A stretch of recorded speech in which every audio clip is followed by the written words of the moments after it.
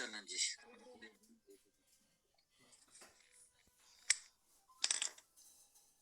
तो बेसिस के बारे में हम डिस्कस कर रहे थे, है ना। कल क्लास नहीं लग पाई थी।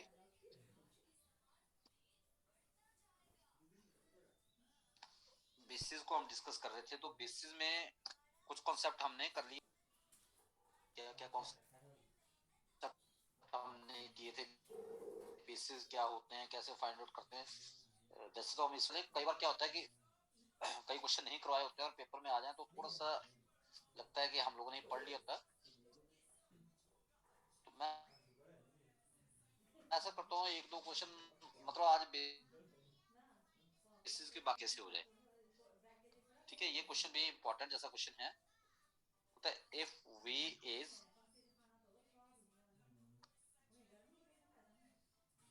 if v is vector space, v vector space है of all ordered pair। Question easy है पर थोड़ा सा समझाना जरूरी था, थोड़ा सा लिटिल बिट थोड़ा आपको समझा दी जाए, फिर आप लोग कर लेंगे। If v is the vector space of all ordered pair of complex number, जिसमें ऑर्डर्ड पेयर कौन से हैं, कॉम्प्लेक्स नंबर के, ओवर आर। कॉम्प्लेक्स नंबर का बेसिस के बारे में डिस्कस करते हैं। Of ordered pair of complex number over R and set B जो दिया गया है वो आपको दिया है 1,0 आयोटा, 0 0,1 और 0, आयोटा। शायद आप लोगों ने पढ़ा भी होगा ये। बोलता है prove that B is basis. फिलहाल मैं आज देखो, उस दिन हमने रियल नंबर के क्वेश्चन कर लिए थे, आज मैं कॉम्प्लेक्स नंबर के करवा दूंगा, एक आप लोग खुद कर लेना। ठीक है। अब क्वेश्चन में डिफरेंट क्या है, क्यों करवा रहा हूं मैं इस क्वेश्चन को। देखिए, क्वेश्चन पूछ रहा है v is the vector space of all ordered pair of complex number over the r and b equal to, clear दिख रहा है ना सबको, b equal to, b के अंदर सेट है 1 0 आयोटा 0 0 1 0 आयोटा। अब आपको b को बेसिस प्रूव करना है।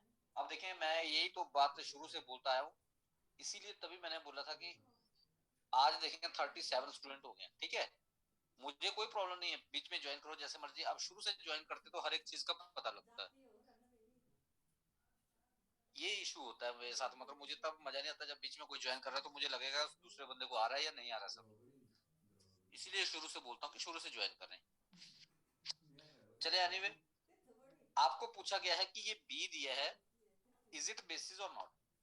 अब जो मैंने उस दिन कॉन्सेप्ट बताया था, अगर आपके ध्यान में हो, उस दिन मैंने ये कॉन्सेप्ट बताया था कि अगर ये दो टुपल टाइप है, जैसे इसमें दो एलिमेंट है, इसमें दो एलिमेंट है, तो इसमें दो सेट होंगे तभी वो बेसिस का काम करेगा। अगर उससे ज्यादा हो जाते हैं तो बेसिस का काम नहीं करेगा। याद है कुछ ऐसा बताया था मैंने। ठीक है, पर उसमें जो कंडीशन थी कि वो जो टुपल बताए थे मैंने वो रियल नंबर के ऊपर थे। यहाँ पर अगर आप देखें तो यहाँ पे ये कॉम्प्लेक्स नंबर है, दैट इज द पॉइंट। क्योंकि जो आपको फील्ड दी गई है वो कॉम्प्लेक्स नंबर की दी गई है। तो कॉम्प्लेक्स नंबर हमारे चार टुपल में होते हैं। अदरवाइज देखा, जैसे मान लो मैंने ये नंबर लिखा a प्लस आयोटा b, तो ये दो नंबर एसोसिएट है इसके साथ। समझ रहे बात। तो दो नंबर एसोसिएट हुए, तो इसका और इसका ये मतलब हो रहा है कि ये एक कंबाइंड नंबर बना रहा है ये, क्योंकि एक रियल में है कॉम्प्लेक्स में, तो दोनों को कंबाइन करके एक टुपल ये बन रहा है और एक टुपल ये बन रहा है। ठीक है, अगर हम दो की बात करते हैं तब ये अलग।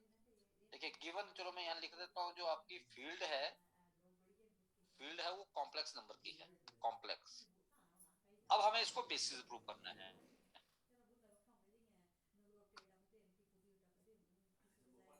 टू प्रूव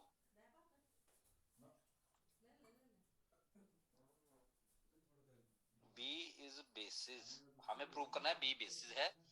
तो पहली बात हमें प्रूव करनी है कि बी इज लीनियर इंडिपेंडेंट, और दूसरी बात तो वो वी का बन जाए, लीनियर कॉम्बिनेशन ऑफ बी लिखो। अब बी को लीनियर इंडिपेंडेंट प्रूव करने के लिए मुझे क्या करना पड़ेगा, let alpha 1 alpha 2 alpha 3 and alpha 4 belongs to B.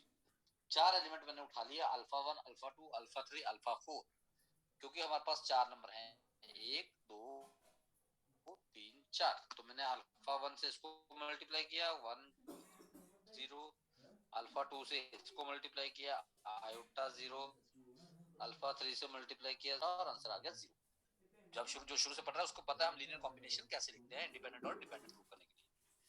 अब यहाँ से हम इनके पेयरिंग करेंगे, ठीक है। पेयरिंग करने का मतलब है, जैसे देखो यहाँ पे मैं डायरेक्ट करता हूँ, इसका पहला पेयर है अल्फा 1 प्लस आयोटा अल्फा 2, यही ऐड होगा ना पहला एलिमेंट, इसका पहला एलिमेंट ये 0 है, ये 0 है, कॉमा दूसरा एलिमेंट, अब ये 0 हो गया, ये 0 हो गया, तो क्या आ रहा है alpha 3 plus iota alpha 4 is equal to 0।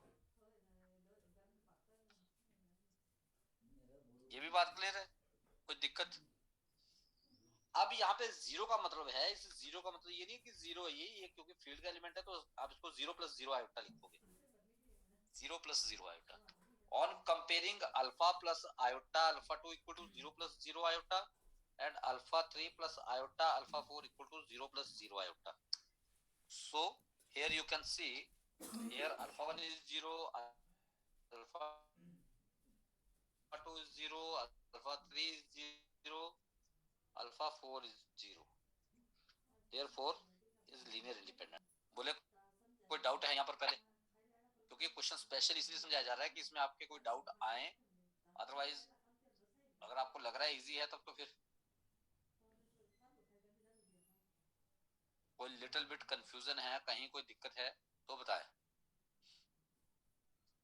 ये 0 प्लस 0 आयोटा पता लग गया ना, क्योंकि आपकी फील्ड जो है कॉम्प्लेक्स नंबर के यहाँ जो आउटपुट लिखते हैं वो 0 की लिखते हैं। अब कॉम्प्लेक्स नंबर जब आप इक्वेट करते हैं तो आपने छोटी क्लास देखो, ये कॉम्प्लेक्स नंबर को इक्वेट करेंगे, तो जब भी आप कॉम्प्लेक्स नंबर को इक्वेट करते हैं तो रियल पार्ट रियल के साथ आता है, इमेजिनरी पार्ट इमेजिनरी के साथ आता है, तो सारे कुछ 0 तो आ रहा है। दूसरी बात अब हमें प्रूव करने को बची कि हमें ये प्रूव करना है कि linear span of B equal to V, तो हमें एक वी का एलिमेंट उठाना पड़ेगा। लेट वी अब क्योंकि एक कॉम्प्लेक्स नंबर है, बार बार बता रहे हैं, देखो ऊपर लिखा है, पहली वर्डिंग में लिखा है V is a vector space of all ordered pair of complex numbers, सबसे ऊपर वर्डिंग में। तो ये जो मैं v लिखूंगा ये कॉम्प्लेक्स नंबर होगा, इट मींस मुझे इसको ऐसा लिखना पड़ेगा x प्लस आयोटा वाई, और कुछ और लिख दो, x प्लस आयोटा वाई लिख दिया, या x1 y1 कर सकते हैं, ज्यादा कंफ्यूज नहीं होना, तो x2 प्लस आयोटा y2, क्योंकि कॉम्प्लेक्स नंबर की फील्ड है, उसने ये बोला है कि कॉम्प्लेक्स नंबर में है, ठीक है। अब लीनियर कॉम्बिनेशन कैसे लिखते हैं अगर आपको याद हो, तो x1 plus iota y1 comma v का एलिमेंट एक साइड प्लेस करते हैं, आयोटा y2 इक्वल टू, इनको जो है एक ऑर्डर्ड पेयर में लिखा जाता है, या ऑर्डर पेयर में लिखने के लिए देखो इसको मैं सिंपल सा बता दूं, इस x1 को हम ऐसा लिख सकते हैं 1,0 प्लस y1 को हम ऐसा लिख सकते हैं 0, आयोटा, प्लस x2 को ऐसा लिख सकते हैं 0, x2 दूसरे नंबर पे है ना 0,1, और y2 को ऐसे लिख सकते हैं 0, iota. That is the beauty of the question. देखिए अदरवाइज इसको आप सॉल्व भी कर सकते हैं, पर मैंने एक शॉर्टकट तरीका लगाया है यहाँ से देख के। देखो मुझे चाहिए x1 प्लस आयोटा y1, ये चाहिए ना मुझे, तो मैंने x1 को लिखा 1,0, इसकी आउटपुट क्या है x1 नहीं है ना सर y1 की जगह आयोटा कोमा 0 आना था, y1 की जगह बच्चा sir iota comma 0, iota comma 0 आएगा। Yes sir. कैसे? अच्छा यहाँ यहाँ बोल रहे हो आप? हाँ यस सर। हाँ यहाँ पे ठीक है, आयोटा कॉमा 0 आएगा, ठीक है। हाँ यहाँ पर आएगा है ना, क्योंकि देखो अब इसको कंबाइन करो जरा, इसको कंबाइन करो, देखो क्या बन रहा है इसको कंबाइन करके, x1, 0, y1 आयोटा y1, तो जब प्लस करोगे तो यही चीज बन जाएगी। तो ये जो एलिमेंट है, ये देखो ये जो एलिमेंट है, ये 1,0 आयोटा 0, 0,1, 0 आयोटा, ये किसके एलिमेंट है? बी के एलिमेंट है ना। इसका मतलब इसने जो स्पैन कर दिया, इसका मतलब जो v है, v के जो एलिमेंट है वो उसने सबसेट बन गया किसके? लीनियर कॉम्बिनेशन ऑफ b का। v जो सबसेट बन गया लीनियर कॉम्बिनेशन